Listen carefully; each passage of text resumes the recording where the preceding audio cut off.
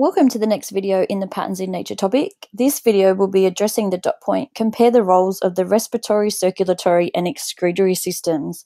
So this is quite a straightforward dot point. We just need to look at the three systems and be able to compare the similarities and differences.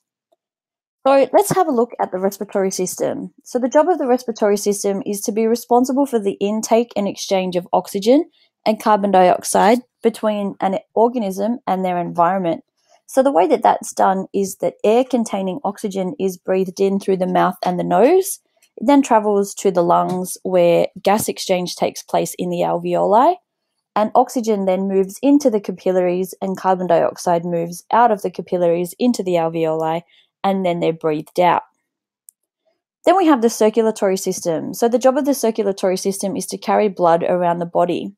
So without this transport system, oxygen and nutrients, including glucose, wouldn't be able to be delivered to the cells. So the blood travels from the heart through the arteries. So the arteries carry the blood away from the heart. So therefore, it's rich in oxygen and glucose. And when the arteries reach the cells, they become the capillaries, which are 1 cell thick vessels, which allow for the diffusion of oxygen and nutrients out into the cell, and then they also pick up the waste products. The capillaries then take the waste products to the veins, which return them to the heart, or they are removed from the body after they pass through a variety of different organs, such as the kidneys and the lungs. The last system is the excretory system. So the excretory system's role is to remove excess and unnecessary materials from the body fluids, to help maintain internal chemical homeostasis and prevent damage to the body. So homeostasis simply means, to maintain a stable internal environment. So our kidneys are part of our excretory system, and their job is to filter our blood. So they get rid of excess salts, also excess water, which is removed from our body via our urine.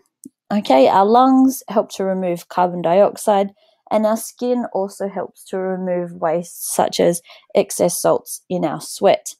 So to compare these three systems, each of them is made up of a number of different structures who have particular roles. Majority of them involve the blood in some kind of way. Obviously the circulatory system carries the blood around the body, but the respiratory system exchanges oxygen and carbon dioxide between the blood and the lungs, and the excretory system has the substances moving around the body in the blood to the particular organs of the excretory system. So each of the systems have their own particular roles, but they also do have some similarities in that they work together in order to maintain the overall functioning of particular organisms. So as we move through the next couple of videos, we'll be having a look at each of the different systems in a little bit more detail.